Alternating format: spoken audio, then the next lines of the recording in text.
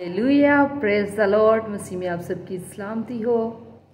तो जैसा कि आप सब जानते हैं कि हमने बाइबल स्टडी शुरू की है और मैं आपके साथ डेली का एक ज़बूर खुदावंद के पाक कलाम में से शेयर करती हूँ, ताकि मेरी बाइबल स्टडी के साथ साथ आपकी बाइबल स्टडी भी कंप्लीट हो जाए। और जो मैं शॉर्ट्स वीडियोस डालती हूँ उसमें मैंने पैदाइश के पहले बाब से शुरू किया है।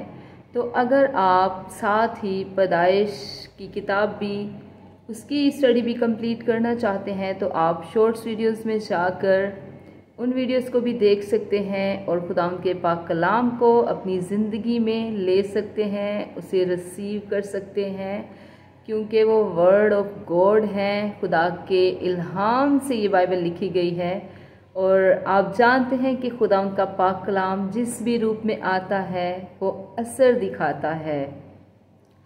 तो हम ज़बूर की किताब हमने शुरू की थी, तो उसके पहले 3 ज़बूर जो हैं उनका मतालिया हम कर चुके हैं। तो आज हम ज़बूर नंबर 4 पढ़ेंगे, मदद के लिए शाम की दुआ। ज़बूर नंबर 4 खुदावंद के पाक कलाम में यूँ लिखा है, जब मैं पुकारूं तो मुझे जवाब दे, ऐ मेरी सदाकत के खुदा। तंगी में तूने मुझे कुशादगी बख्शी, मुझ पर रहम कर और मेरी दुआ सुन ले। ऐ बनी आदम, कब तक मेरी इज्जत के बदले रुसवाई होगी? तुम कब तक बतालत से मोहब्बत रखोगे और झूठ के दर पे रहोगे? जान रखो कि खुदावन ने दीनदार को अपने लिए अलग कर रखा है। मैं खुदावंद को पुकारूंगा तो वो सुन लेगा। थरथराओ और गुनाह ना करो। अपने अपने बिस्तर पर दिल में सोचो और खामोश रहो। सदाकत की कुर्बानियाँ गुजरानो और खुदावंद पर तवक्कल करो। बहुत से कहते हैं, कौन हमको कुछ भलाई दिखाएगा? ऐ खुदावंद, तू अपने चेहरे का नूर हम पर जलवागर फरमा। तूने मेरे दिल को उससे ज़्यादा खुशी बख्शी है जो उनको गल्ला और मैं की फरावानी से होती थी। मैं सलामती से लेट जाऊंगा और सो रहूंगा, क्योंकि ऐ खुदावंद फ़कत तू ही मुझे मुत्तमिन रखता है। खुदावंद का पाक कलाम पढ़े जाने और सुने जाने पर खुदावंद की ख़ास बरकत आप सब पर हो। खुदावंद का शुक्र हो। आमीन। God bless you all. तो अगर आप इसी तरह कलाम को सीखना चाहते हैं, अगर आपके पास टाइम नहीं, आप बाइबल को पढ़ नहीं सकते, तो आप कलाम को सुन सकते हैं और उसे अपने दिल में उतार सकते हैं। और इसके साथ ही अगर कोई आपकी प्रेयर रिक्वेस्ट है तो आप वो भी कमेंट बॉक्स में कमेंट करके बता सकते हैं, क्योंकि ऐसी कोई भी बीमारी नहीं जिस बीमारी का तोड़, जिसका हल हमारे खुदावंद यीशु मसीह के पास नहीं।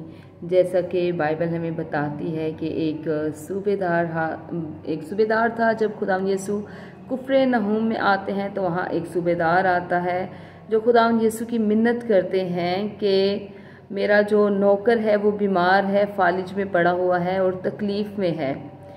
तो खुदावंद यीशु उससे कहते हैं कि मैं आकर उसको शिफा दूंगा। वो कहते हैं मैं आकर उसको शिफा दूंगा। तो सूबेदार कहता है कि मैं इस लायक नहीं कि तू मेरी छत के नीचे आए, तू सिर्फ कह दे तो मेरा नौकर जो है वो शिफा पाएगा।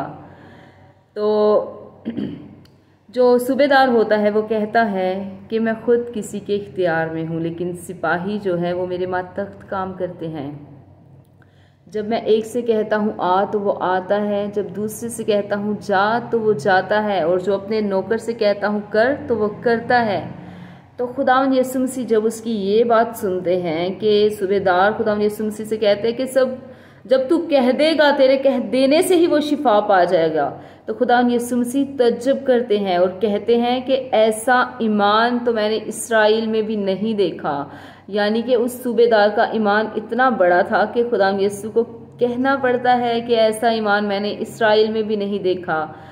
तो खुदावंद यीशु की हजूरी में जब हम आते हैं अपनी मिन्नत समाजत लेके, तो खुदावंद यीशु हमें कभी भी मायूस नहीं करते अपनी हजूरी से। तो जब आप ईमान के साथ खुदावंद यीशु से मांगेंगे और खुदावंद यीशु से कहेंगे कि खुदावंद तू शिफा का मंबा है, शिफा तेरे पास है, मैं तेरी हजूरी में आया हूँ तुझसे शिफा पाने के लिए। मैं किसी दुनियावी डॉक्टर के पास नहीं बल्कि अपने आसमानी बाप की प्रेजेंस में आई हूँ। खुदावंद तू मुझे छुएगा और तू मुझे हील करेगा, क्योंकि तू डॉक्टरों का डॉक्टर है, तू तबीबों का तबीब है, तू सब कुछ करने की कुदरत रखता है। और आपको वो भी किस्सा याद होगा कि जब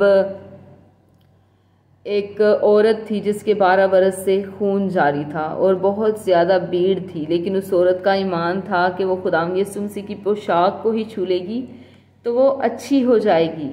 तो भीड़ में से जब वो औरत आती है तो खुदावंद यीशु की पोशाक छूती है तो वो क्या होती है, वो अपनी उस 12 बरस की बीमारी से जिसके खून जारी था निजात पाती है। क्या वो औरत जगह जगह जैसे आजकल हम जाते हैं, अगर कोई भी बीमारी हो जाती है तो हम कभी इस डॉक्टर के पास जाते हैं, कभी उस डॉक्टर के पास जाते हैं, तो इसी तरह वो औरत भी भटकी होगी। लेकिन फिर जब उसने खुदावंद यीशु मसीह के मोजज़ात को सुना कि कोई है इस दुनिया में इब्ने आदम जिसके कह देने से ही काम वजूद में आ जाते हैं, तो उसका ईमान बढ़ा, क्योंकि भीड़ जो है वो खुदावंद यीशु मसीह के पीछे चलती थी, उसके मोजज़ात को देखती थी और जो मोजज़ात वो करता था वो लोगों को बताती थी।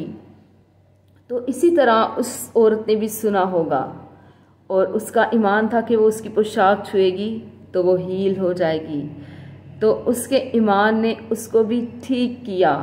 उस औरत ने भी अपनी बीमारी से शिफा पाई। तो इसी तरह आप भी अपनी हर तरह की बीमारियों से शिफा पा सकते हैं, क्योंकि खुदावंद यीशु मसीह ने तरह तरह के बीमारों को शिफा दी है, उसने कोढ़ियों को शिफा दी है, उसने हर तरह के रोगियों के रोगों को मिटा दिया है। तो आपने बस अपने ईमान को मजबूत रखना है, खुदावंद पे भरोसा रखना है। खुदावंद जो उन लोगों के लिए सब कुछ करता था वो आज भी आपके लिए सब कुछ करने की कुदरत रखता है, क्योंकि वो हमारा जिंदा खुदा है। उसने अपनी जान देकर सलीब पे उसने अपनी जान देकर अपनी मोहब्बत हमें दिखाई है। और सबसे बड़ी बात कि उसके कोड़े खाने से हमने शिफा पाई है। बाइबल ये कहती है, बाइबल में लिखा है कि उसके कोड़े खाने से हमने शिफा पाई है। तो खुदा जो है वो शिफा का मंबा है, शिफा उसके पास है। जब हम उससे मांगेंगे तो हमें देगा, क्योंकि वो अपने मांगने वालों को कभी भी मायूस नहीं करता। खुदा के कलाम में लिखा है कि तू अपना मुंह खोल तो मैं उसे भर दूंगा।